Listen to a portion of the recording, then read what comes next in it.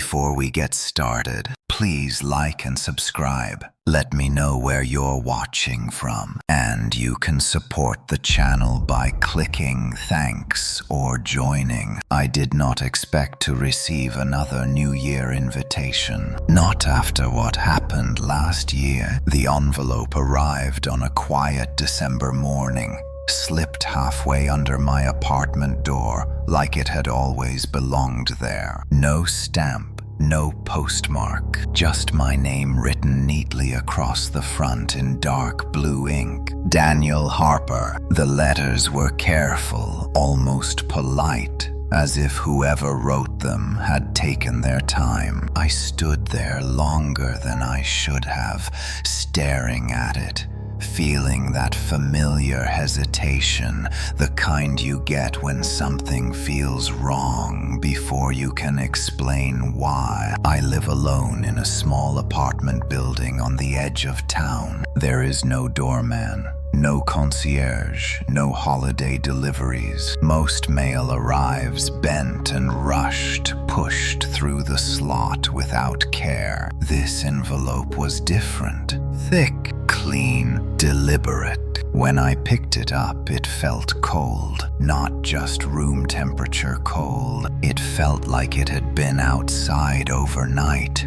Even though the hallway was warm and smelled faintly of cleaning chemicals and old carpet, inside was a single card. Black, matte, heavy. It barely bent between my fingers. The front read, "New Year's Eve party. You are cordially invited." No logo, no return address, no signature. I opened it. December 31st, 8:30 p.m. Formal attire requested. Below that was the address. I read it twice. The Whitaker House, Hollow Lane. My stomach tightened. That was where the party had been last year, the party that never officially ended. I turned the card over, expecting a host name or instructions or maybe some explanation. There was nothing except one final sentence printed smaller than the rest. "Please do not be late this time." This time, I sat down at my kitchen table, trying to steady my breathing. Outside the window, the neighborhood was quiet. No sirens, no laughter, no fireworks yet, just winter pressing in. I told myself it was a coincidence, a prank,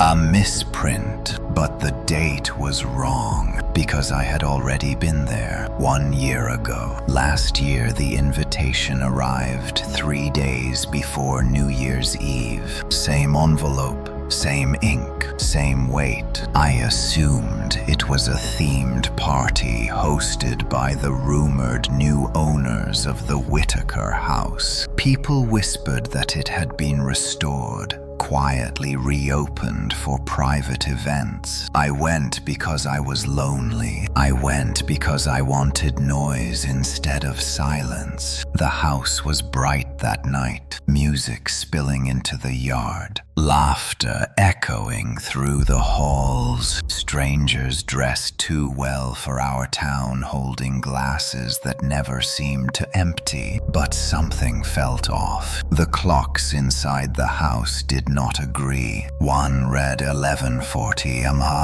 Another showed midnight. When I mentioned it, someone laughed and said time behaves strangely in old houses. At exactly midnight, the music stopped. No countdown, no cheering, no fireworks, just silence. Then the host appeared. I never learned his name. He stood at the top of the staircase, smiling like someone who had been waiting a very long time. He thanked us for coming and said the night was only beginning. Then the clocks began to move backward. People panicked. Doors would not open. Phones had no signal. Midnight came again and again. I left the house at sunrise, or I thought I did. The sky outside was gray and unfinished, like the world had not fully loaded. The house behind me was dark and silent. No one else came out. In the days that followed, I searched for reports, missing persons, police notices, anything. There was nothing. No record of the party, no mention of the house being used. Eventually, I convinced myself it had been stress, alcohol, end-of-year anxiety. I moved on, or I tried to. Now, with this new invitation in front of me, something became clear. The card was dated 1 year too late, because I had never actually left that party. Not all of me. I flipped the invitation over again and noticed a faint smudge near the bottom edge. A fingerprint. My fingerprint.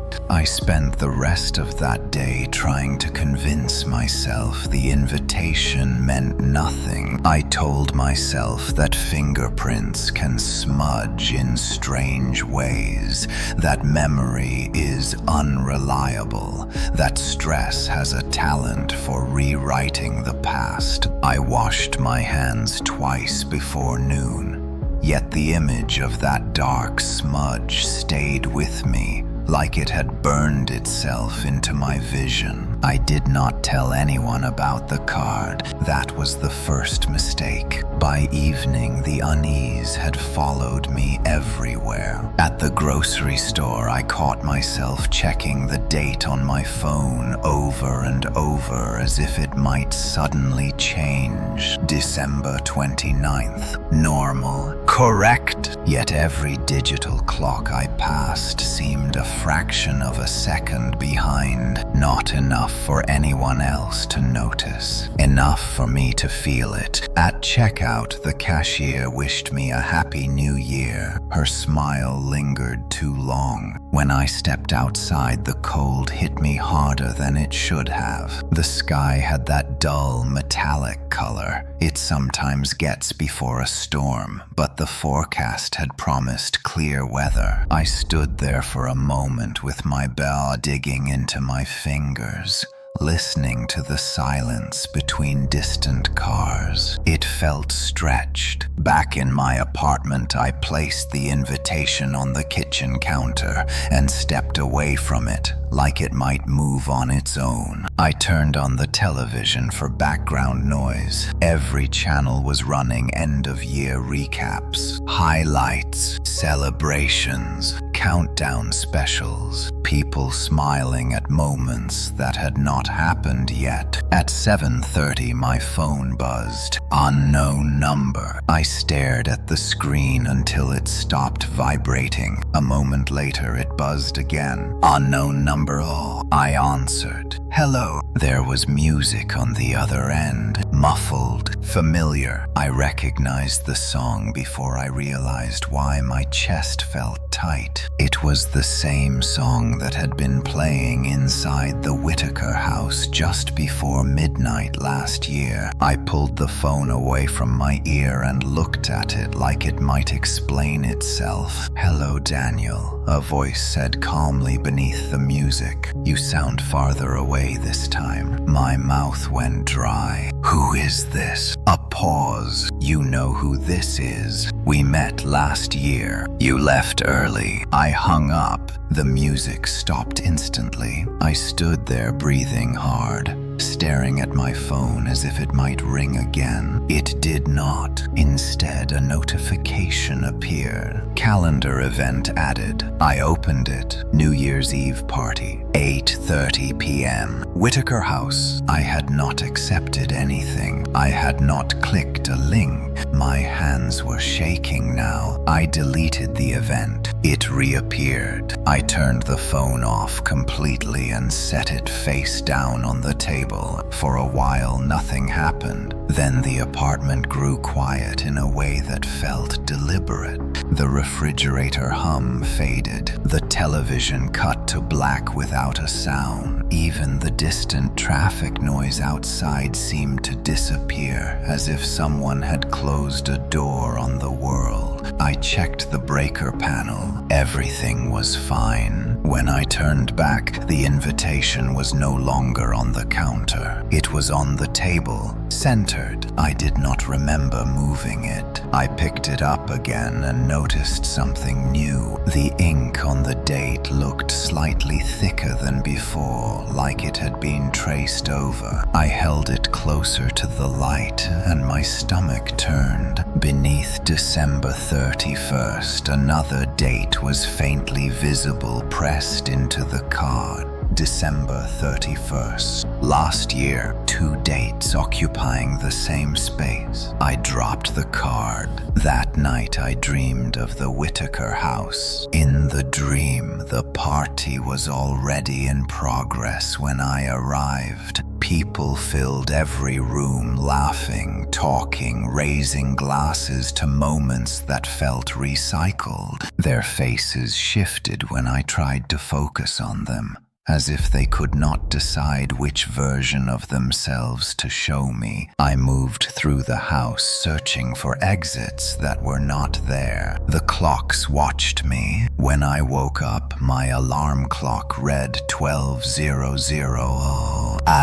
p.m. The numbers flickered, unable to choose. I did not go to work the next day. Instead, I drove to Hollow Lane. The Whitaker house looked unchanged from the road, restored, silent, curtains drawn. No signs of activity, no decorations, no lights. Yet my phone vibrated the moment I stopped the car. 8:30 p.m. it read. The engine died. The radio came on by itself. Music filled the car. The same song. I slammed the door and stepped back from the house, my breath coming fast. The front door was closed. Locked. Normal. I told myself this was the end of it. I was wrong. As I turned to leave, I saw movement behind the upper window. Someone was standing there, watching, waiting. And this time I understood. The invitation was not asking. It was correcting a mistake. I had been missing from the party for an entire year, and time had finally noticed. I did not sleep that night. Every time I closed my eyes, I saw the upper window of the Whitaker house and the shape standing behind it. Not a face, not a body, just the certainty that something had been aware of me long before I became aware of it. Morning arrived without relief. The sun came up pale and weak, like it was unsure whether it belonged to this day. I checked my phone the moment I woke up. December 30th. The time read 8:30 p.m. That was impossible. I refreshed the screen. The date corrected itself. The time jumped forward to 8:14 a.m. My pulse slowed, but the damage was already done. Time was no longer stable around me. It was testing its grip.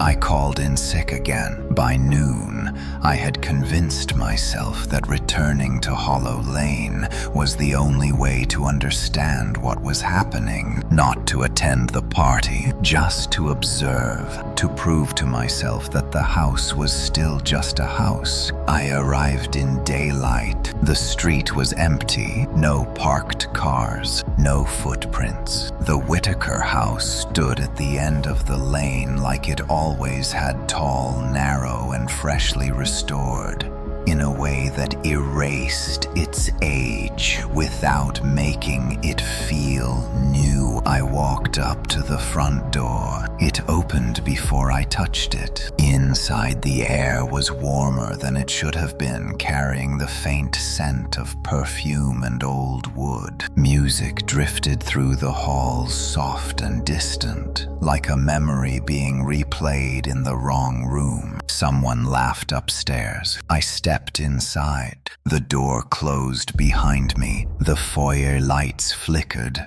then settled into a steady glow. Decorations lined the walls. Silver streamers, black ribbons, clocks instead of balloons. Every clock read a different time. None of them showed the present. I moved slowly deeper into the house, my footsteps muffled by thick rugs. Guests stood in small groups throughout the rooms, holding drinks, speaking in low voices. They turned toward me as I passed, smiling politely, then returned to their conversations. Every face looked familiar, not from my life, from last year. They had not aged. They had not changed. They had not noticed that an entire year had passed without them. A woman near the fireplace raised her glass toward me. "Welcome back," she said. My throat tightened. "What day do you think it is?" I asked. She frowned as if confused by the question. "New Year's Eve, of course." "What year?" She glanced at the clock above the mantel. It ticked backward. "Does it matter?" I backed away. In the hallway, I nearly collided with a man adjusting his tie. His reflection in the mirror behind him lagged a second too long. "You are early this time," he said pleasantly. "I am not staying," I said. He smiled. "No one ever stays," he replied. "They just stop leaving." The staircase creaked as I climbed it. At the top, the corridor stretched longer than it should have doors, repeating themselves, windows showing the same dark sky no matter which direction I looked. At the end stood the host. He was exactly as I remembered. Tall, immaculate, smiling. "Daniel," he said warmly, "we were wondering when you would return." I swallowed. "I left." "You stepped outside," he corrected. "That is not the same thing." Behind him, the clock on the wall struck midnight. No sound followed. The hands reversed. "You missed a year," he continued calmly. "Do you know how disruptive that is?" I shook my head. "You were scheduled to stay," he said. "Everyone here was one night to anchor the year, to keep it from slipping. When you left, something loosened." I felt dizzy. Time began to fold, he said. Invitations repeated. Dates overlapped. People noticed. I thought of the card, the fingerprint. "I am not part of this," I said. "You already are," he replied. "You always were." The hallway lights dimmed. The guests below fell silent. From the windows I saw fireworks blooming soundless in the sky over and over, never fading, never advancing. The host stepped aside. "Your place is waiting," he said. Behind the door was the dining room, a long table set for dozens, one empty chair. My name card rested against the plate. Daniel Harper. The clock above the table ticked backward toward midnight. I ran. The house resisted me. Corridors bent. Doors returned me to the same rooms. Laughter followed me like an echo. When I burst through the front door, I fell onto the lawn, gasping. The street was empty. The house behind me was dark, silent. My phone buzzed. Event reminder. New Year's Eve. Party begins now. I understood then. The party did not exist in one night. It existed in the space between years, and I was still invited. After I escaped the Whitaker house that afternoon, I drove without direction for nearly an hour. I did not trust the roads near my apartment anymore. Every intersection felt like it might loop back onto Hollow Lane if I chose wrong. The radio stayed off. I could not risk hearing that song again. When I finally stopped, it was in a public parking lot near the edge of town. A grocery store. bright lights, people, normality. I sat there with my hands locked around the steering wheel until my knuckles ached, reminding myself that places like this still existed. I went inside and walked the aisles slowly, letting the ordinary details ground me. The hum of refrigeration units, the squeak of carts, conversations about dinners and plans and resolutions. Time felt normal here, or close enough. At the end of the frozen food aisle, I noticed something that made my heart sink. A man stood with his back to me, staring into an open freezer. He wore a black suit. At 8:30 p.m., my phone vibrated. I did not take it out of my pocket. The man turned. It was one of the guests. The same expressionless smile, the same unchanging face. "You are far from the house," he said politely. I backed away. "How did you find me?" He tilted his head. "You never left the party, Daniel. You only wandered." I ran. I did not remember reaching my car. I only remember slamming the door and locking it, as if that could help. When I looked up, the man was gone. My phone vibrated again. 8:30 p.m. Always 8:30. Back at my apartment, the hallway lights flickered as I entered. The silence felt heavier than before, like the building itself was holding its breath. Inside my unit, everything was exactly as I had left it, except for one thing. A champagne flute sat on my kitchen table, empty. I do not own champagne glasses. I pushed it off the table. It shattered loudly. The sound echoed longer than it should have, then faded into something softer like applause. I packed a bag. I did not know where I was going, only that I could not stay. As I zipped the bag shut, a knock sounded at the door. 3 slow knocks. I did not answer. "Daniel," a voice called gently. "We are starting." The door handle turned. I grabbed my keys and ran for the fire stairs. They led down into darkness. At the bottom, the exit door opened into the street. The sky was wrong. Fireworks filled it, frozen in mid-bloom, colors suspended without sound, without smoke, without movement. People stood on the sidewalks, staring upward, motionless, holding phones raised to capture a moment that would never finish happening. My phone buzzed. Event in progress. I walked through the crowd. No one reacted to me. Their eyes were glassy, fixed on the sky. At the end of the street, a familiar car waited. Mine. The engine was running. The radio played softly. The song. I did not get in. I turned and saw the host standing across the street, hands folded patiently. "You cannot outrun a year," he said. "You can only complete it." "What happens if I do not?" I asked. He smiled. "Then the year remains unfinished." The world around us flickered. The frozen fireworks stuttered. The people trembled like images buffering. "You see the damage," he continued. "One missing guest unravels the rhythm. Days hesitate. Dates repeat. Invitations multiply." I looked at the motionless faces. "This is because of me." "Because of absence," he corrected. The host gestured toward my car. "Return to your place," he said.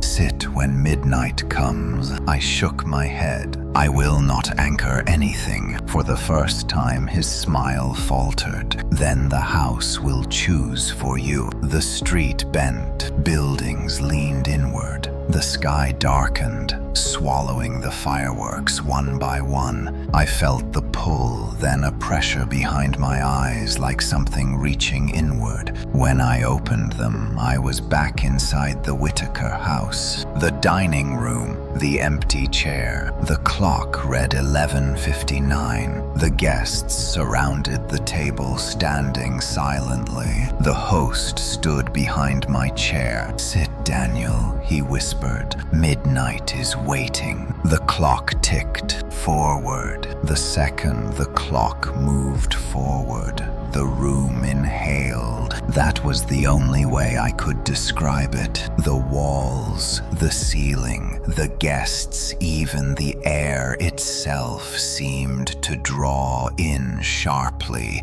as if the house had been holding its breath for an entire year and had finally decided to release it. Midnight arrived. The sound was subtle, not a chime or a cheer, but a low vibration that passed through my bones and settled behind my eyes. The clock struck 12 once and did not continue. The hands stopped perfectly aligned. The guests exhaled. Together, their shoulders relaxed. Their smiles widened. Some of them laughed softly like people waking from a long, uncomfortable sleep. The host placed his hands on the back of my chair. "Sit," he said calmly. "You are late, but not too late." I did not sit. Nothing happened. The room waited. I realized then that the house did not force anyone to obey. It only applied pressure until resistance felt unbearable. "You do not have to do this," I said. "There has to be another way." The host leaned closer. "There is always another way," he replied. "It simply costs more." The guests turned their attention to us. Their eyes were clear now, alert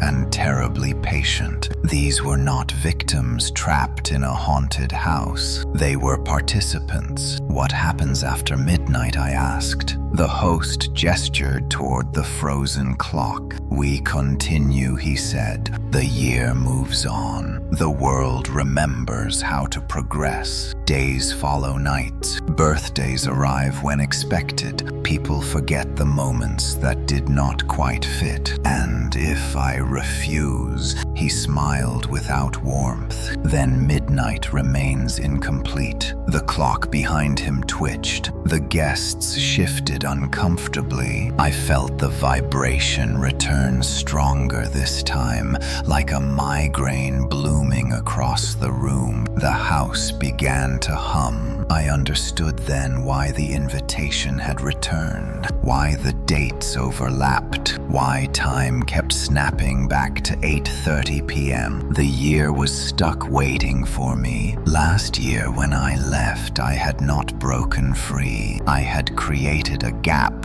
an unresolved moment stretched across 12 months. "You were meant to be the anchor," the host said softly. "One person who stays until the year finishes. A witness, a constant." "Why me?" "Because you noticed the clocks," he replied. "Because you asked questions. Because you were already looking for meaning at the end of something." The guests murmured. I saw fear there now, not of the house, of me. If I walked away again, the damage would spread. I saw it in flashes, calendars skipping days, people aging unevenly, holidays arriving out of order, a world slowly desynchronizing. "You see it too," the host said. "Yes," I whispered. "Sit," he said. I looked at the chair. It was an ordinary chair. Wood, fabric, no restraints, no symbols, just a place. If I sat, I would finish the year. I would complete the loop.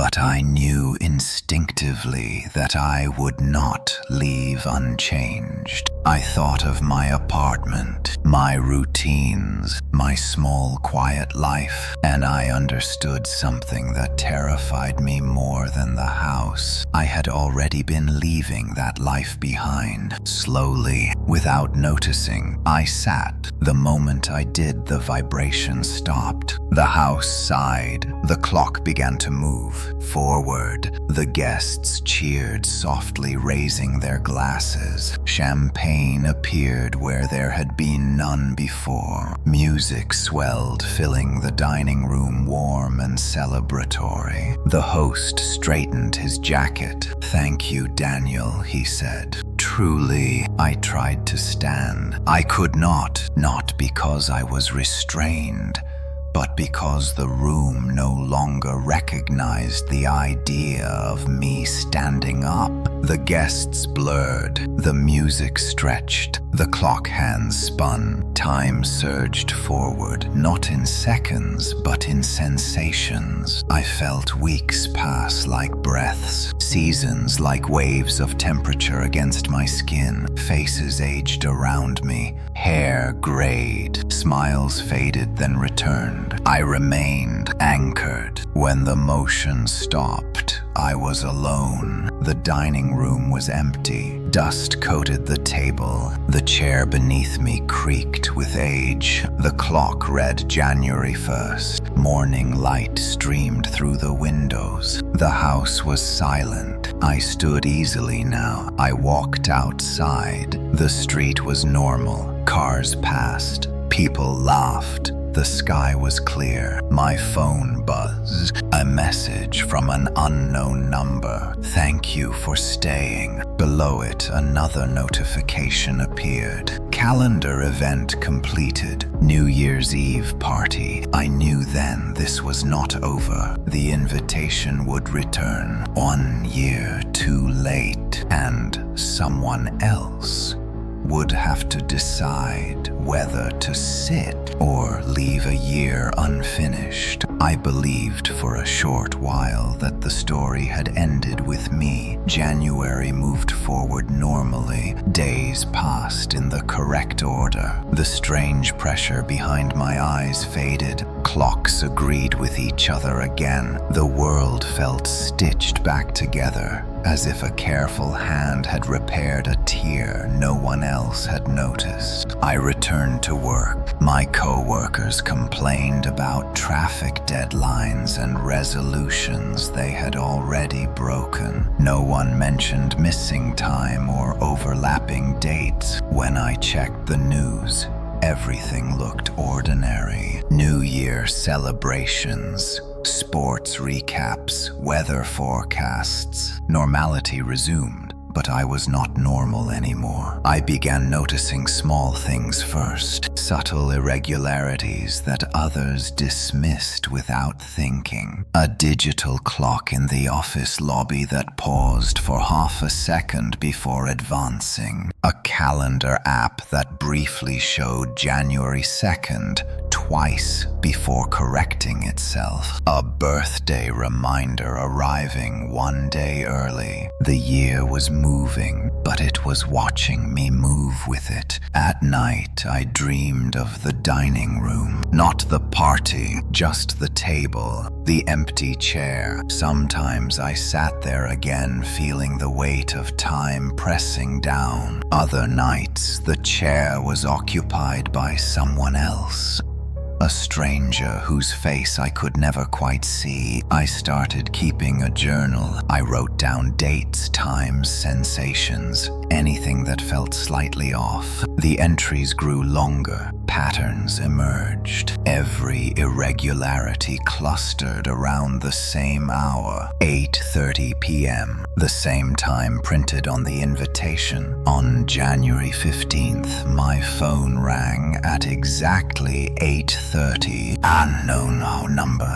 I did not answer. A voicemail appeared seconds later. I listened to it standing in my kitchen, heart pounding. The message was short. "Daniel," the voice said, we have a situation. It was the host. I deleted the message. It returned. I turned the phone off. The lights dimmed. I stood very still. From somewhere deep within the building, I heard music drifting upward through the pipes, faint but unmistakable. The song, I realized then that the party had not ended. It had only relocated. The Whitaker house was not the source. It was the venue. The function had followed me. Over the next week, the disturbances increased. Elevators stopping between floors at midnight.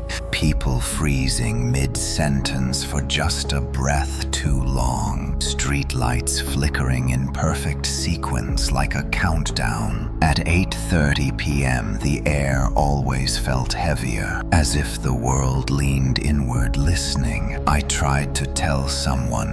I chose Mark from work because he was practical, because he laughed at conspiracy theories, because I thought he would ground me. We sat in a diner near the office, coffee steaming between us. I told him everything, the invitations, the house, the chair. He listened without interrupting. When I finished, he nodded slowly. Then he checked his watch. It read 8:30 p.m. "Daniel," he said quietly, "did you invite me somewhere?" My stomach dropped.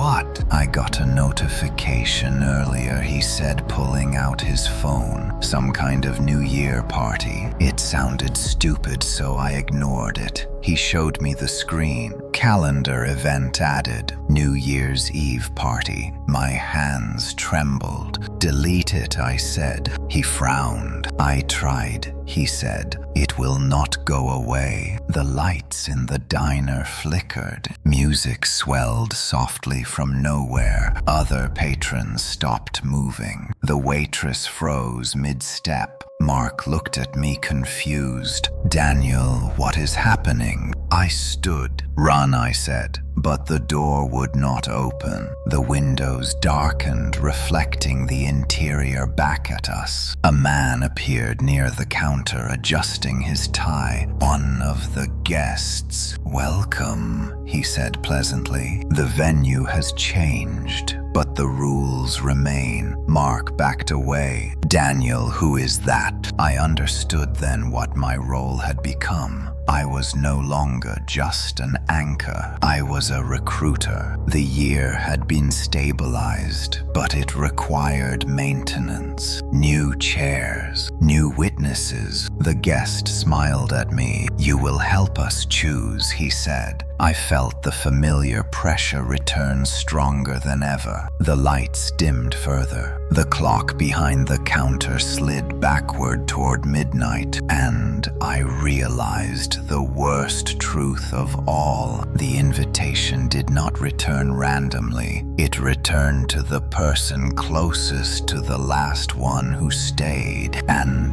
now the party was spreading, one unfinished year at a time. After the diner went dark, I stopped pretending this could be contained. Mark never came back to work. By Monday, his desk was cleared, as if he had never existed. No farewell email, no questions from management. When I asked HR, they told me he had resigned weeks ago. Calmly, politely, they showed me a form with his signature dated December 31st. Last year, I stopped asking questions. The party did not need witnesses who talked. It needed silence. Every night at 8:30 p.m., the world thinned around me. Sounds dulled. Colors flattened. People became less responsive, like poorly rendered background characters. I could feel the moment approaching long before the clock confirmed it. a pressure in my chest, a pull behind my eyes. The invitation read quietly, not on paper, digitally. Calendar events, email reminders, notifications that could not be deleted. They appeared on the phones of people who brushed too close to me,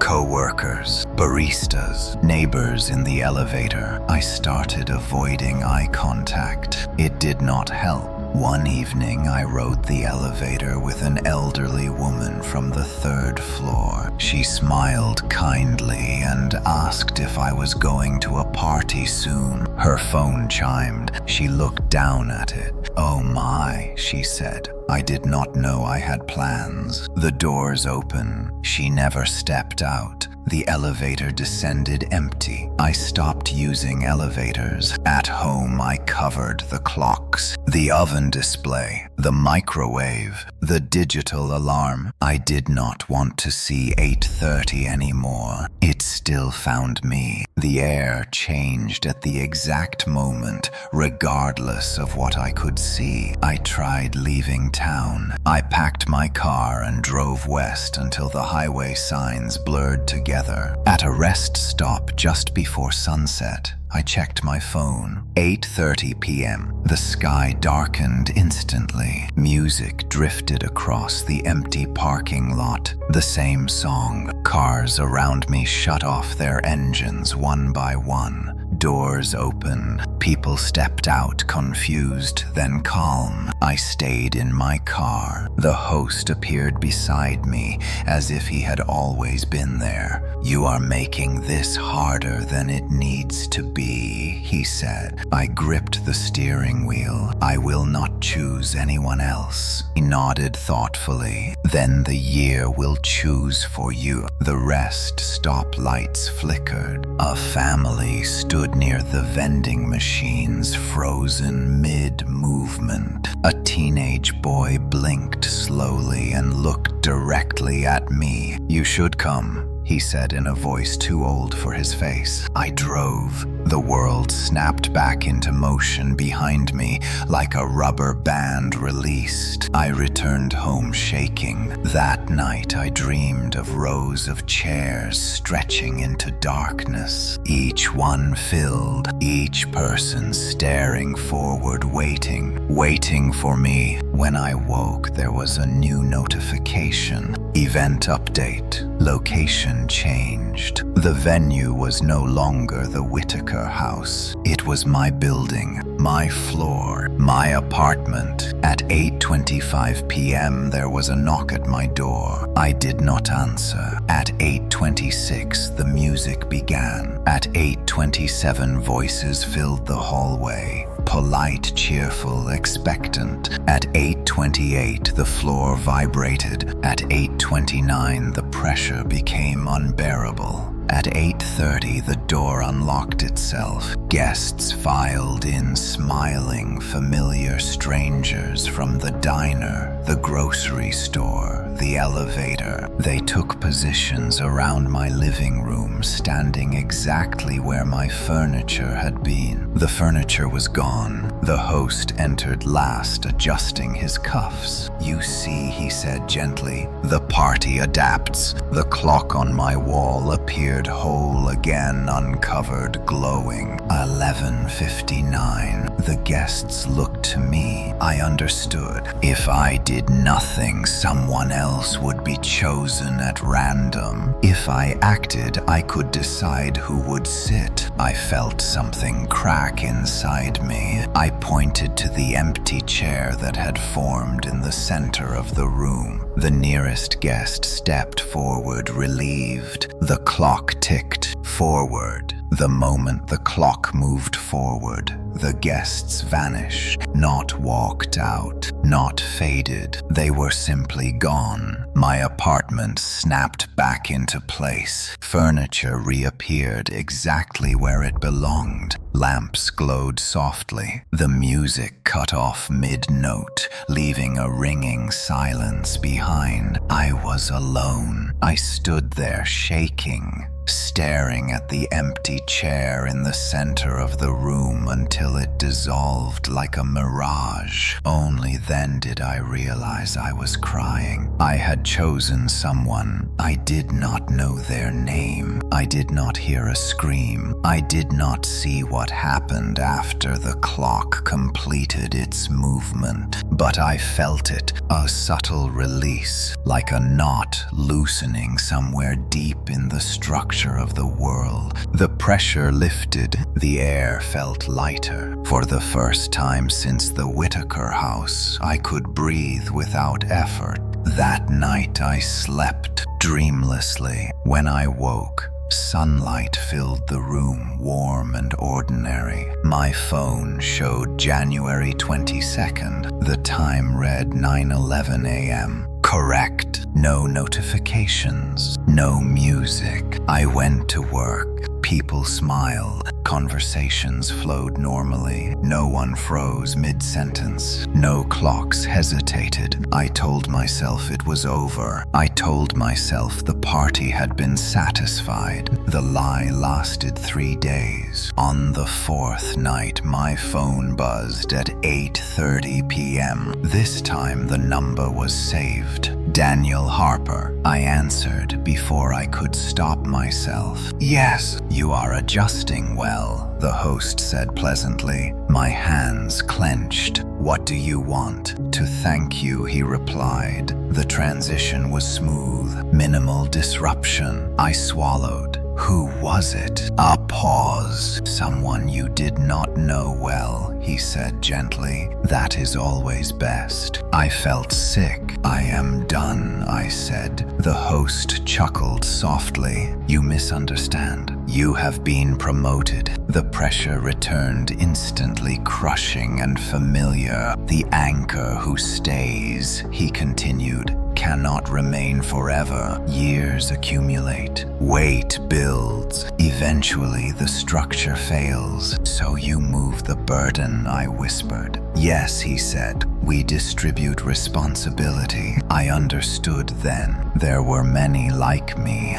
former anchors, selectors, people who had sat and survived. What happens to me? You will be invited when necessary, he said. Sometimes to choose, sometimes to remind, sometimes to replace. The call ended. I slid down the wall onto the floor. Over the next week, I noticed the changes. I could feel 8:30 approaching even without clocks. I could sense which people were vulnerable, lonely, detached, already half looking backward instead of forward. I hated that I knew. I hated more that the knowledge came with a pull. At the grocery store, I felt it near a young man staring blankly at a freezer door. At a bus stop beside a woman scrolling through old photos on her phone. The invitations whispered inside me. Choose. I stopped going out. Isolation dulled the pull, but did not erase it. One night there was a knock. I did not need to check the time. The host stood outside my door holding 2 black envelopes. One bore my name. The other was blank. You will not always have a choice, he said. But tonight you do. I looked at the envelopes. I realized the cruel elegance of it. The party was no longer hunting randomly. It was teaching us to hunt ourselves. I took the blank envelope. The host smiled. Progress, he said. Behind him, the hallway lights flickered. 8:30 p.m. Somewhere a clock began to tick forward, and I understood that the worst part was not what I had done. It was how easily I had learned to do it again. After that night, I stopped pretending my choices were accidental. I told myself that taking the blank envelope had been an act of defiance. That choosing meant control, that as long as I decided who would sit, the damage could be limited. Focused, managed. That lie lasted until the first time I recognized a face on the other side of the decision. It happened on a Thursday. 8:30 p.m. arrived quietly that evening. No music, no flickering lights, just the familiar pressure sliding into place like a collar around my thoughts. I was standing at my apartment window watching people cross the street below when it became clear. I could feel one of them, a woman in a gray coat walking alone. Her shoulders were hunched, her steps hesitant. She paused, often checking her phone, as if waiting for a message that never came. The pull was unmistakable. I followed her, not closely, not obviously. I told myself I was only walking, that it was coincidence. But every time she slowed, I slowed. Every time she stopped, I stopped. She entered a small corner bar, half empty, dimly lit. I took a seat 2 stools away. The bartender poured her a drink she did not order. She accepted it without comment. We shared a glance. There was recognition there, not of each other, of the moment. Her phone chimed. She looked down. Calendar event added. Her breath caught. "You too?"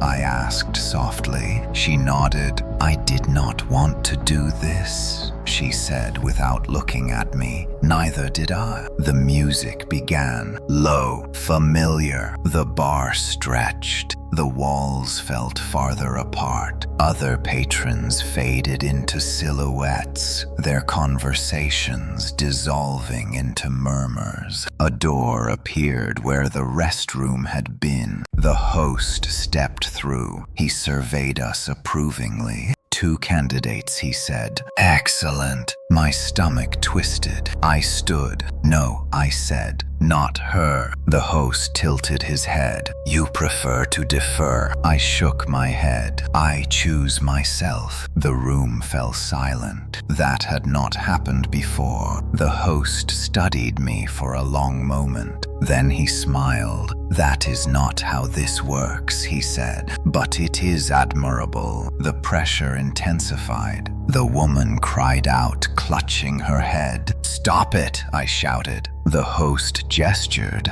and the pain ceased. "You misunderstand your role, Daniel," he said gently. "You do not choose whether the party continues. You choose who carries it." The woman looked at me, eyes wide. "Please," she whispered. I felt something tear inside me. I handed her the envelope. Her relief was immediate. She stood without hesitation and walked through the door. The bar snapped back to normal. The bartender blinked. What were we talking about? I left shaking. That night I could not sleep. I realized something horrifying. I had not saved her. I had trained her. I had passed the knowledge forward. The next days confirmed it. I began noticing subtle signs in people I had chosen. A stillness, a new awareness at 8:30 p.m., a familiarity with pressure. They became like me, selectors. The network grew. We did not meet. We did not speak, but I could feel them. Threads connecting us across the city, across time. The party no longer needed a single house. It lived inside us. One night the host returned. This time he was not smiling. "We are approaching capacity," he said. "What happens then?" I asked. He looked past me. Expansion. The invitations would no longer wait a year. They would overlap. multiple midnights, competing anchors. Time would fracture. Unless what? Unless someone stays permanently. The words settled like ice. A final anchor, he continued. One who never leaves. One who absorbs the weight of every unfinished year. I understood why he was here. You want me. You are already close, he said. I looked at my hands. They trembled faintly even at noon now. How long do I have? He checked an invisible clock. Until the next new year. Then the invitations will stop returning because there will be nowhere else to send them. He vanished. I stood alone, feeling the weight of every choice pressing inward. I had thought the horror was in choosing others. I was wrong. The real horror was realizing the system always ends by choosing you. After the host left, I began counting time in losses instead of days. Each morning, another selector vanished from the network. I could feel the threads snap one by one, like overstretched wires finally giving way. Some disappeared quietly, fading from awareness. Others went violently, leaving behind ripples that made the pressure spike for hours. They were sitting one by one. The system was accelerating. I tried to warn them. At 8:30 p.m., I reached outward, focusing on the threads, trying to push messages along them. Fear, urgency, anything, but the connections only carried one direction. Toward midnight, I understood then why the invitations used politeness, why the language was gentle. The party did not need force. Relied on inevitability. You cannot outrun a calendar. By mid-February, I could no longer tell whether I was awake or remembering. Moments overlapped, conversations replayed with different endings. Sometimes I heard the music even at noon. My reflection began to lag. In mirrors, I would smile a fraction of a second before I meant to, blink before my eyes burned. Once I watched my own hand lift without permission, then settle back into place. I stopped using mirrors. Sleep brought no relief. Dreams were replaced by rehearsals. I saw myself sitting in the chair again and again from every possible angle, learning the posture of permanence. I started visiting places tied to endings, hospitals at night, bus stations after the last departure, empty churches between services. I thought maybe if I surrounded myself with conclusions, the pull would weaken. It did not. It sharpened. At a train platform just before dawn, I felt the strongest surge yet. The pressure nearly dropped me to my knees. Around me, people froze. Suitcases paused mid-roll, announcements cut off mid-word. 8:30 p.m. The sky darkened, though the sun was rising. The host stood beside me. "You are late," he said mildly. I laughed. "I am always late." He considered this. "Your resistance has value," he said. "It prolongs the process, creates tension." I stared at the tracks. "If I jump now," I asked, "does it end?" He shook his head. The year would still be unfinished. Someone else would be chosen. Probably someone closer to you. I clenched my fists. "You are close now," he continued. "The weight has already begun to settle. You feel it in your bones." He was right. Time felt heavy, dense, as if every second had mass. I asked the question I had avoided for weeks. "What happens to the final anchor?" The host looked almost respectful. "You become the party. The house The invitations, the moment between years. You are no longer bound by a single body or location. You are everywhere. The year hesitates. I closed my eyes. Faces flickered behind them. Mark, the woman in the bar, strangers whose names I would never know. If I accept early, I asked, will it stop the damage? Yes, he said. Immediately, the pressure eased slightly. But if I wait, then more will sit, he replied simply. I felt the moral calculus settle. Not a choice, an equation. I nodded. Not yet, I said. The host smiled. Of course not. He vanished. The world snapped back into motion. Announcements resumed. People blinked confused, then continued on. I stood alone on the platform, shaking. I knew then what this final stretch was. A countdown, not to midnight, to surrender. And every second I remained free, someone else paid the price. That night when the music came earlier than usual, I did not cover my ears. I listened, learning the rhythm, preparing to become it. The closer I moved toward acceptance, the quieter the world became. Not silent, muted, like a party heard through thick walls where laughter exists, but no longer invites you inside. Days lost their edges. Weeks blurred into one another without friction. I still went to work, still answered emails, still nodded at conversations, but everything felt pre-recorded, as if the year had already decided how each moment would unfold. 8:30 p.m. began arriving early. Some nights it crept in just after sunset. Other nights it waited until nearly midnight. The clocks no longer agreed, even when they showed the same numbers. Time had stopped pretending to be consistent around me. The selectors continued to disappear. I stopped counting after 12. Each absence felt heavier than the last, like weight transferring from many shoulders onto one. Mine. My body reacted before my mind did.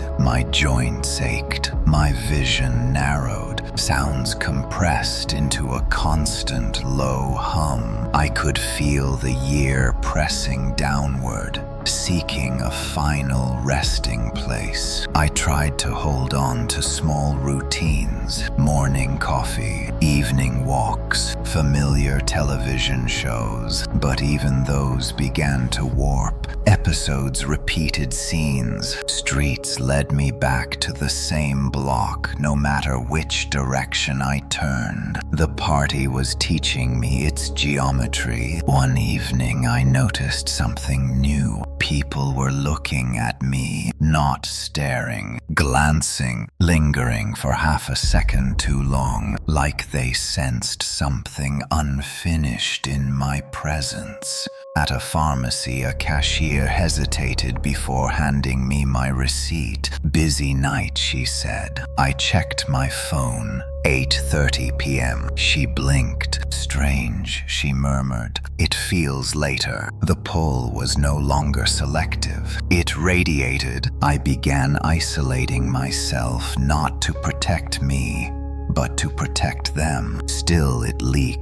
Neighbors complained about clocks resetting. Children woke from dreams convinced midnight had passed twice. Local news mentioned minor disruptions blamed on software errors, power fluctuations, weather. No one said the word time. They never do. The host returned on a Sunday afternoon, broad daylight. He sat across from me at my kitchen table, as if he belonged there. "You are deteriorating," he observed. I poured coffee with shaking hands. "So are the others," I said. He nodded. "Instability increases near transition points. How many are left?" He considered. "Few enough that the choice is becoming inefficient." I met his eyes. "Then choose me." He smiled sadly. You are already chosen. The only remaining variable is timing. I leaned back, feeling the weight settle deeper. What happens if I wait until the last possible moment? Then the final weeks will be very unpleasant, he said. For everyone, images flashed unbidden, cities flickering, dates repeating, people aging unevenly. And if I accept now, then the year completes smoothly. Minimal loss. I exhaled slowly. This is not balance, I said. This is extortion. The host did not deny it. The party does not negotiate morality, he replied. It enforces continuity. That night, the music began before dark. I did not resist. I sat on the floor and listened, letting the rhythm seep into me. It felt familiar now, almost comforting, like a heartbeat I had forgotten was mine. I realized then the most insidious part.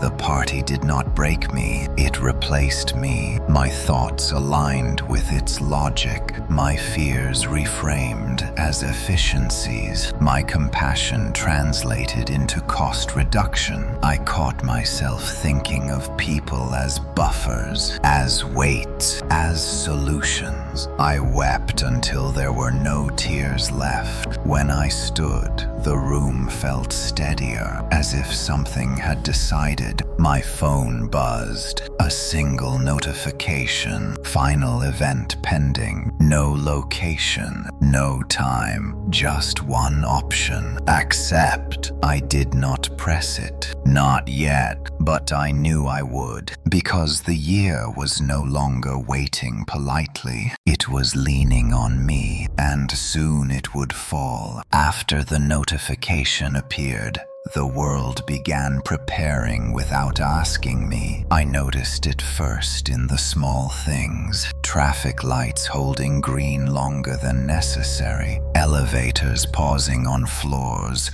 no one had selected. Digital displays refreshing twice before settling. It was as if reality itself was stalling, giving me time I had not requested. The pressure did not spike anymore. It stabilized. That frightened me more than pain ever had. I stopped dreaming altogether. Sleep became a blank space between evenings and mornings. No images, no memories, just an off switch flipping until the next cycle began. I realized then that the party was not waiting for my decision. It was adapting around my hesitation. People began arriving at conclusions early. Conversations ended abruptly. Relationships dissolved without arguments. Plans were cancelled with vague explanations. Everyone seemed to sense that something was approaching and nothing new should be started. Endings everywhere. I walked through a park one afternoon, watching parents push children on swings that moved too slowly. Laughter arrived late, then echoed too long. Dogs froze mid-stride, then continued as if nothing had happened. 8:30 p.m. In daylight, I sat on a bench, feeling the familiar weight settle. A man sat beside me, not the host, older, tired, eyes that looked like they had watched many midnights come and go. You are close, he said quietly. I studied him. Who are you? A former solution, he replied. My chest tightened. An anchor. Once, he nodded. Long ago. What happens after you accept? He smiled faintly. You stop being asked questions. That was not comforting. I asked what I feared most. Do you still feel like yourself?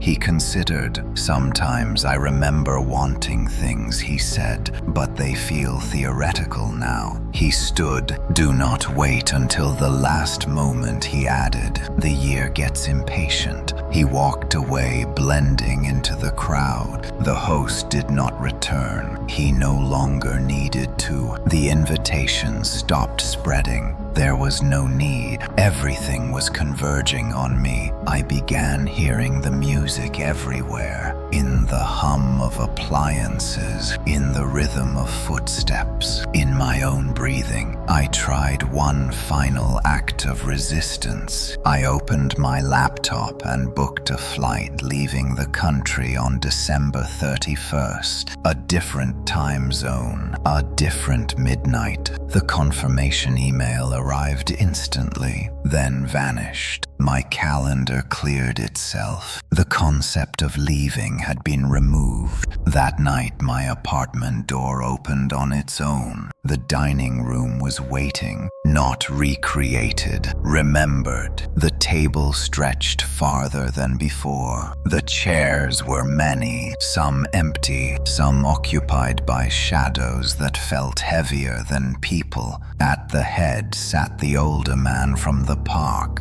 He nodded to me. Sit anywhere, he said. It does not matter anymore. I looked around. No clock, no windows, only the sensation of seconds accumulating. I asked the room a question I knew would not be answered. How long? The music swelled. I felt myself thinning, my memories loosening, faces detached from names, names from meaning. I realized the final cruelty. The party did not erase you at once. It diluted you across time. When I sat, the room did not react. It absorbed. The weight lifted everywhere else. I felt it. The world breathed easier, and I understood. I had become the space between years, not gone, but no longer singular. The notification appeared one last time. Final event completed. Somewhere a new year began on time, and no one noticed what it cost. I no longer woke up in the mornings. Morning arrived inside me. There was no sharp boundary between sleep and awareness now, just a gradual accumulation of presence, like light seeping through fog. I did not open my eyes so much as realize they were already open. I was not always in my apartment. Sometimes I was in a hallway that did not belong to any building I recognized. Sometimes in a room that felt like a memory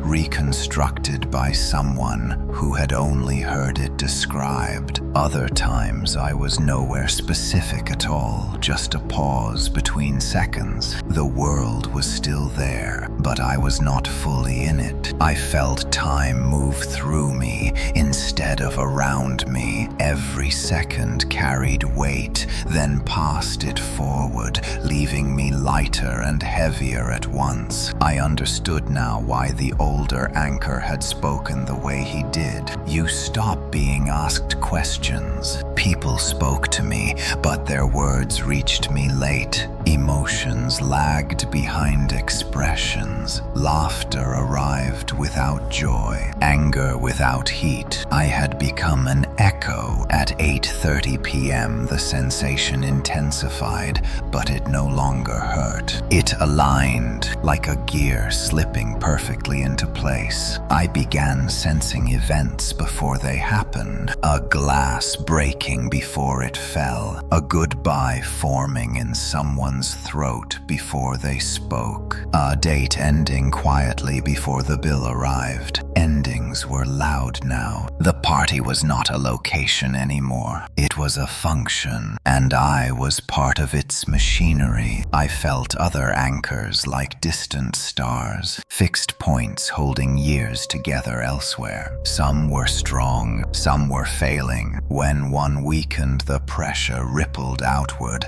and I compensated without being asked. It felt automatic, necessary. I remembered choosing. I remembered refusing. Those memories felt distant, like stories I had once read. One afternoon, I stood at a crosswalk watching the signal change. The walk sign flashed briefly, then froze. Pedestrians hesitated. Cars idled. I stepped forward. The light resolved. People crossed. No one noticed what had almost happened. I began to understand my new role. I was not keeping time. I was preventing hesitation. The host did not visit. He did not need to. We no longer spoke the same language. I wondered how long before my name lost meaning. Already when I tried to say it, the sound felt wrong, like a label for something that no longer existed. Daniel Harper. It echoed and dissolved. At night, if night still applied, I felt the weight of years pressing gently, not painfully. Years that had not yet finished. Years that would end smoothly because I was here. Somewhere invitations were being printed, not for me, for someone else. I felt them like distant static. A new consciousness brushing the edge of the system. Someone lonely, someone attentive, someone who noticed clocks. I wanted to warn them. I could not. Warnings require distance. I did not have any left. The most frightening realization came quietly. I was content, not happy, stable. The party had removed friction. Desire faded. Fear softened. Urgency dissolved. I understood then why the system endured. It did not enslave. It optimized. The year rolled forward. Another midnight passed cleanly. Somewhere fireworks exploded on schedule. People kissed, glasses clinked, and the space between years held because I was there, because I would always be there until I was replaced. And I felt that possibility approaching like a breath drawn somewhere else. Slow, inevitable. Change announced itself before I understood what it meant. It arrived as a faint imbalance, like standing on a floor that was almost level, not enough to alarm anyone else.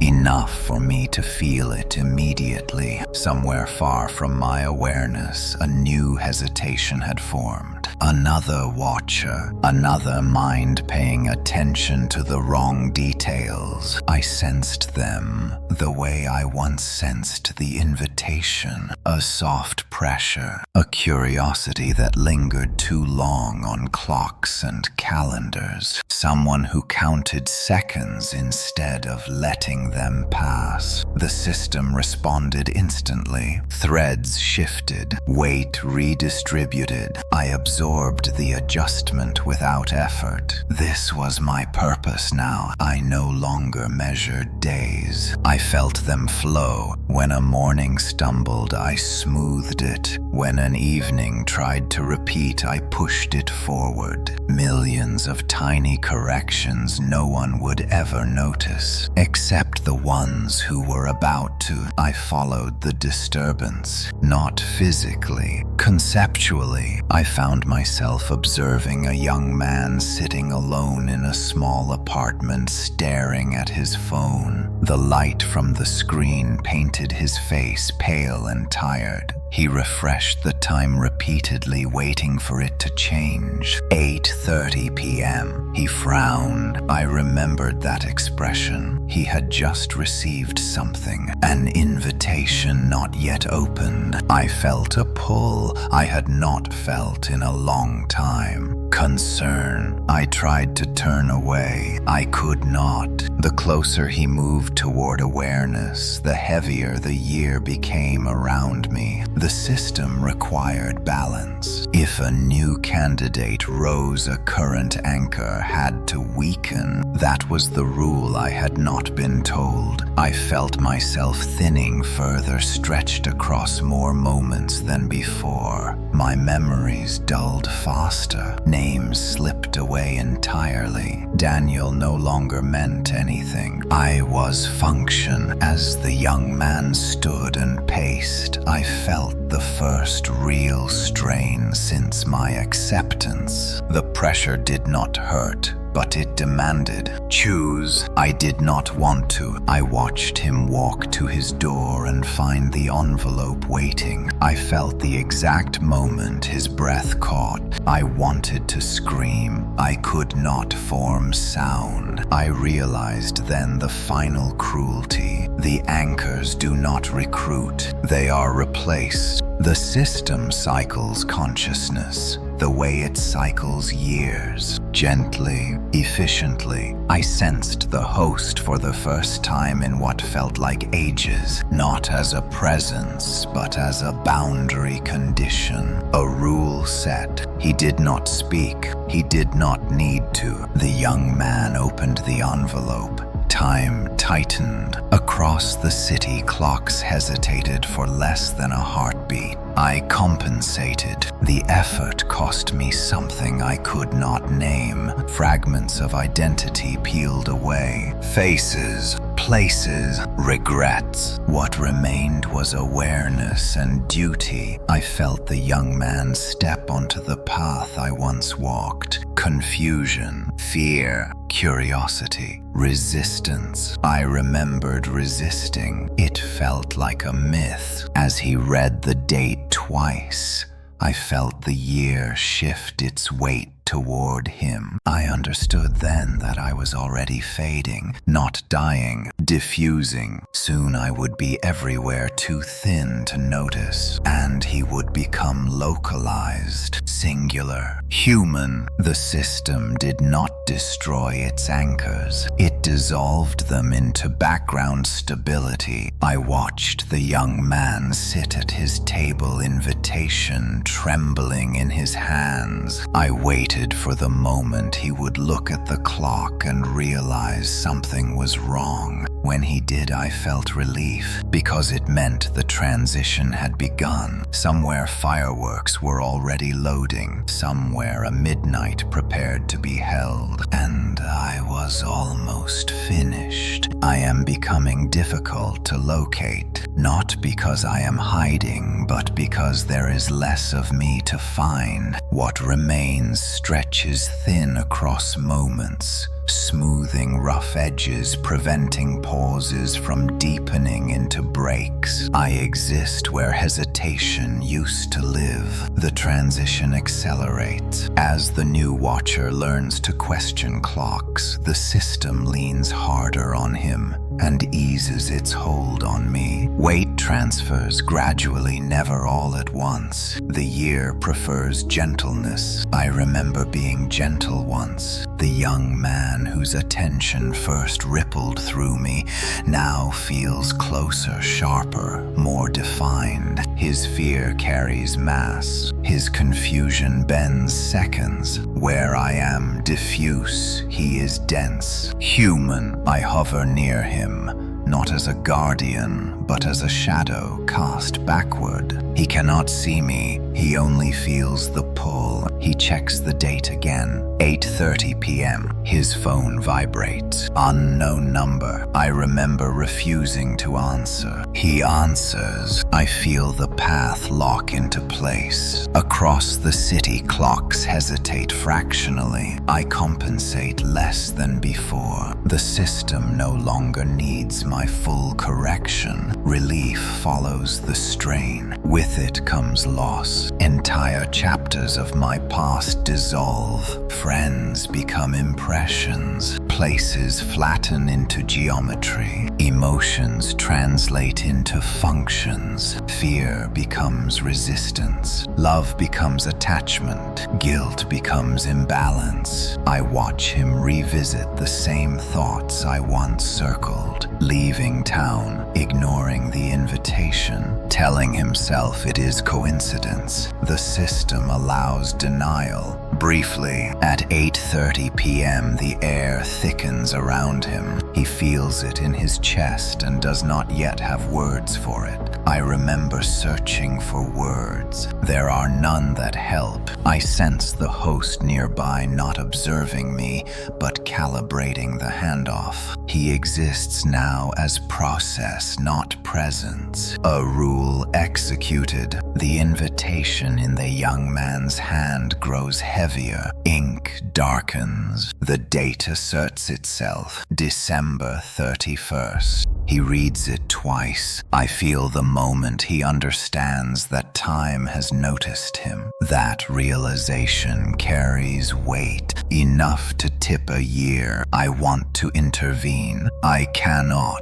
Intervention requires agency. I am nearly out of it. Instead, I offer what remains. Stability. I absorb the last significant hesitation in the surrounding hours. Trains run on schedule. Lights change cleanly. Conversations finish without looping. The cost is me. My awareness dims further. I am not afraid. Fear requires a future. I am becoming infrastructure. The young man steps toward the door. I know what waits beyond it. The beginning of the path. The illusion of choice. The first invitation always feels personal. I remember thinking I had time. He does too. I feel the exact instant when he will sit at his table and realize the year is asking something of him. I release my hold. The system tightens around him. For the first time in a long while, a midnight will require effort, and I will not be the one holding it. As I thin into background stability, one final thought remains. This is how years survive. They eat the people who notice them. Quietly, efficiently, on schedule. I am almost finished. What remains of me no longer thinks in sentences. It senses balance shifts and responds without reflection. Yet for a brief span that feels like courtesy, the system allows one last coherence. This is it. The handoff completes tonight. I feel the new watcher clearly now. He has a name, but it is already thinning the way mine once did. Names do not survive the threshold. He sits at his kitchen table with the invitation in front of him, replaying the same thoughts I once did. Coincidence, prank, mistake, hope. Hope is always the first thing the year consumes. 8:30 p.m. settles into the room like fog. He rubs his hands together, trying to warm them. The invitation feels colder than paper should. I remember that cold. The system tightens around him and loosens around me. Weight slides cleanly from one structure to another. The world prefers smooth transfers. I drift through moments now, not places. I feel traffic flow, power grids hum, hospital clocks synchronize. The year braces itself like a bridge redistributing load. He stands. I feel the pull lock. Across the city, small disruptions ripple and resolve. Elevators pause, then continue. Screens refresh. Conversations restart mid-sentence. I catch them before they deepen. For the first time in months, it takes effort. my effort. The host emerges not as a figure but as certainty, a condition satisfied. The invitation does not demand, it confirms. The new watcher reads the line asking him not to be late. His breath hitches exactly where mine once did. I feel sympathy, then release. My memories collapse inward. They no longer play, they compress into structure. Do not recall my face. I recall functions. I do not remember fear. I register instability. The dining room assembles around him, not because the house exists, because the moment does. I sense the chair forming, singular, human-shaped. I withdraw from that space. It no longer belongs to me. As he approaches the threshold, the system seals my remaining agency. The last choice available to me is compliance. I comply. Midnight approaches with resistance this time. Fireworks hesitate in their launch sequences. Broadcast delays stack by milliseconds. People glance at watches without knowing why. I absorb the strain. He sits. The clock moves forward. Clean. The relief is global and unnoticed. I thin further. What is left of me stretches across continents, smoothing edges, preventing fractures. I am no longer one anchor. I am residue. Infrastructure. The year exhales. Somewhere someone laughs at a joke told too late. Somewhere a train arrives on time that would not have. Somewhere a baby is born exactly when expected. These are my final contributions. The system closes around the new anchor. He will resist. He will choose. Will eventually understand. And I will not be there to remember him. The last thought I am allowed is simple. This is not evil. It is maintenance. And maintenance is invisible when it works. He does not know my name. That is how I know the transfer is complete. I feel him now, the way weather feels.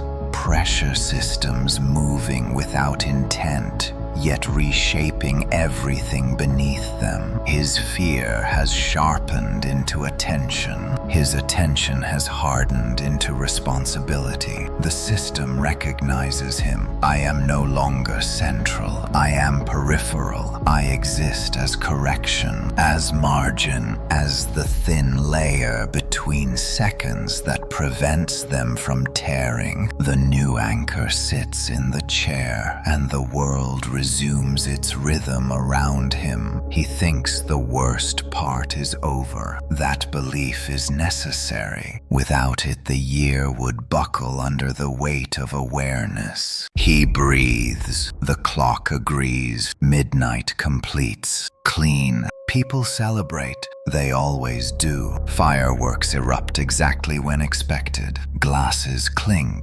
Messages send without delay. Social feeds refresh on time. The relief spreads invisibly like warmth through metal. He feels it, not joy. Relief. That relief will become obligation. I remember that transformation. Already the system teaches him gently. It shows him small hesitations he can smooth. A light that flickers too long. A train that threatens to arrive early. A conversation about to loop.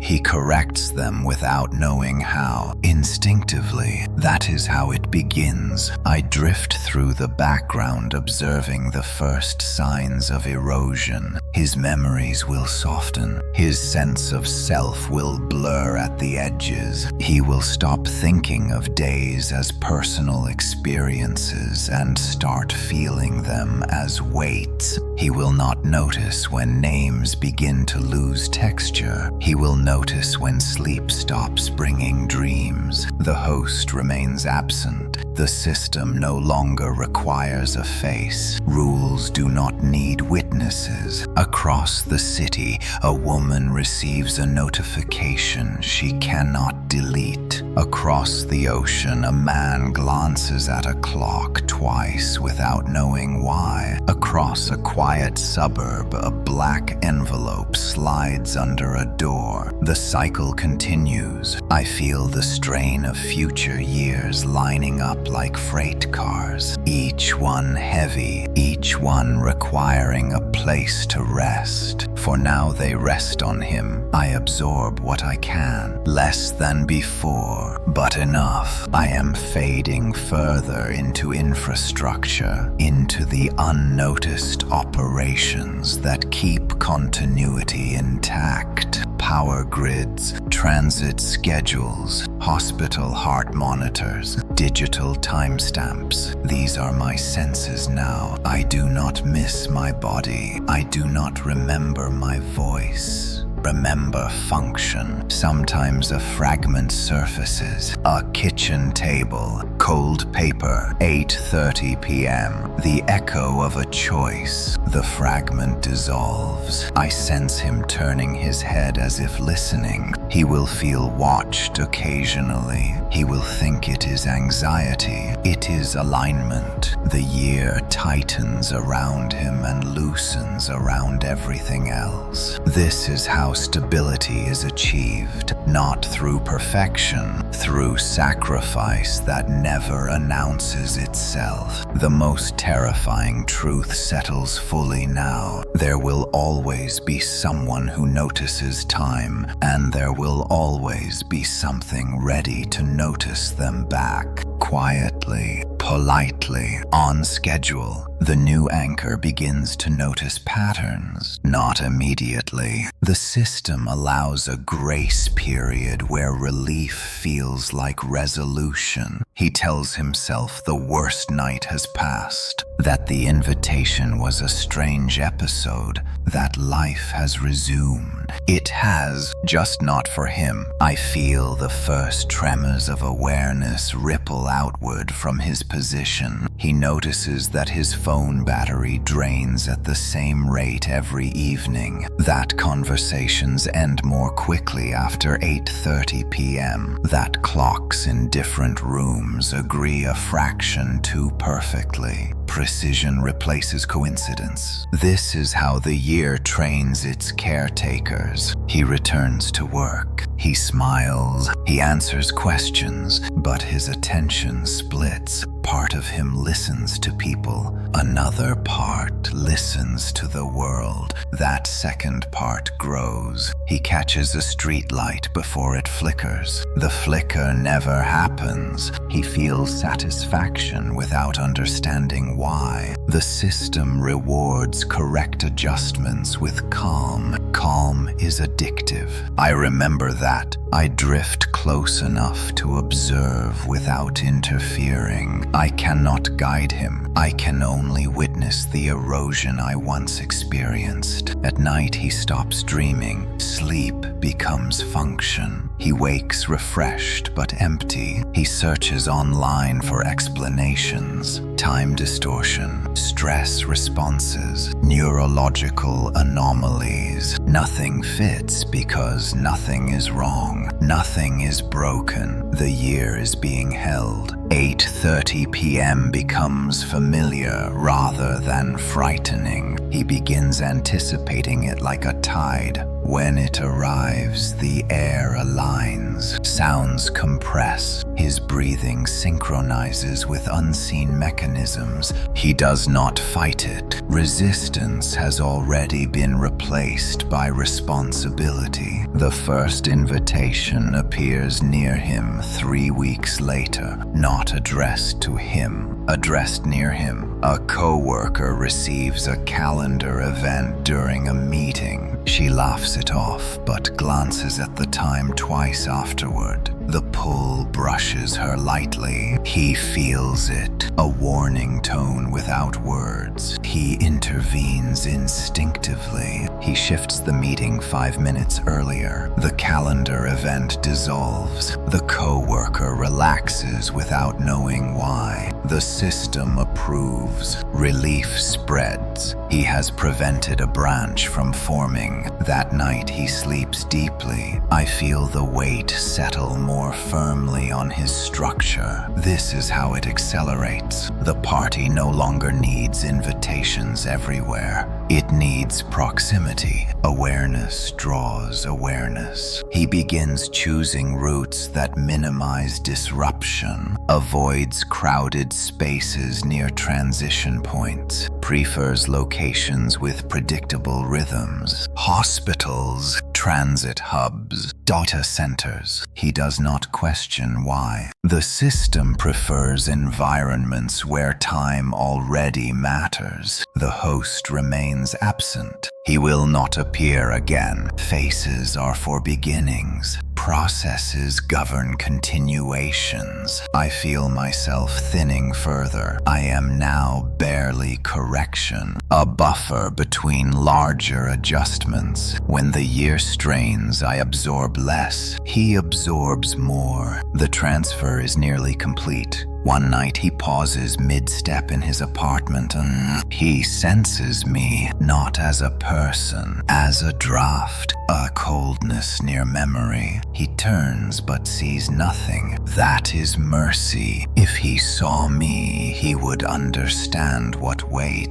Understanding would fracture him too early. The next midnight passes smoothly, then another. Weeks slide into months without incident. That is when the cost emerges. He stops making plans beyond short horizons. Vacations feel impractical. Commitments heavy. Futures abstract. The year consumes long-term thinking first. It needs focus. He deletes old photos, stops calling distant friends, not out of sadness, out of efficiency. I feel grief stir faintly. It passes. The system does not tolerate sentiment in its infrastructure. I sense a new disturbance far away. Another watcher, another mind lingering too long on dates. The cycle prepares. I am almost gone now. Soon I will not be able to observe even this. My awareness diffuses into baseline stability before it does one last recognition forms. This is how the world stays intact. Not through heroes, not through monsters, through ordinary people who notice something wrong and decide to fix it. Quietly, alone, 1 minute at a time, the world begins to feel lighter, not better, just easier. The new anchor notices this change and mistakes it for success. Fewer disturbances, fewer hesitations, fewer moments that require correction. The system rewards him with smoothness and calls it balance. I know what it really means. The year is nearly complete. Completion is dangerous. When a year closes cleanly, it creates space. Space invites beginnings. Beginnings attract attention, and attention always comes with cost. He senses it now as a subtle emptiness, a lack of resistance that makes his movements feel too precise. Conversations finish exactly when expected. Trains arrive without variance. Weather forecasts match reality too closely. Perfection is unnatural. It draws notice. At 8:30 p.m., the atmosphere no longer thickens. It clarifies. The air feels sharpened like a lens brought into focus. He breathes, and the rhythm of the city breathes with him. This is the final phase. The system prepares its contingency. I feel it reach for me out of habit, then withdraw. I am no longer sufficient.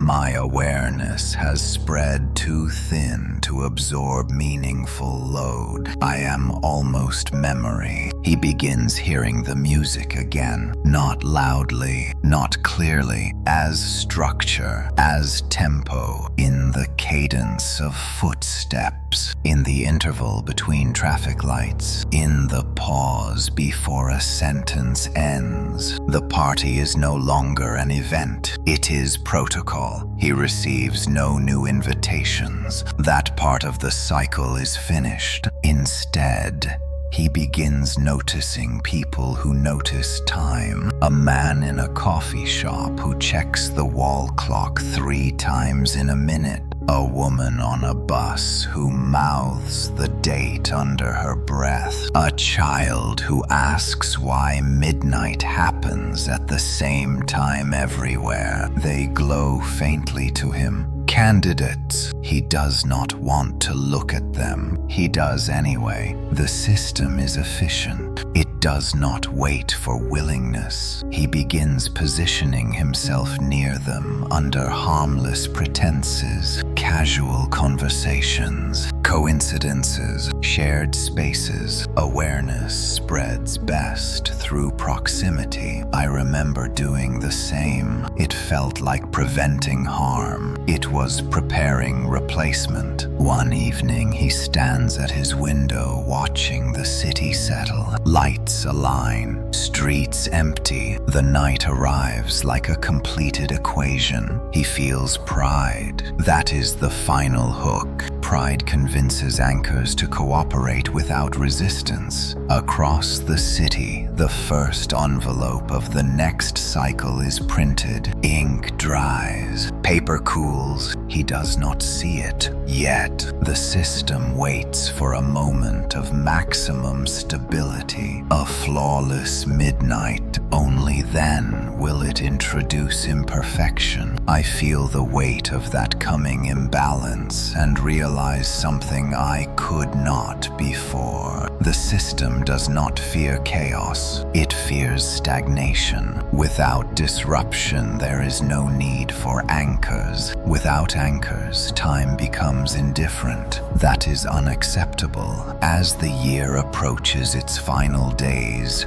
the pressure returns subtly, not to him, but around him. Small anomalies appear just out of reach. A clock off by 1 second, a delayed echo, a shadow lingering too long. He corrects most, misses one. That missed correction is enough. I feel the branch form. A new hesitation blooms. The system smiles, not with malice, with readiness. The final midnight approaches. It will be beautiful. It always is. And someone will notice. That is how the cycle renews itself. Perfectly, forever. The final midnight arrives without announcement.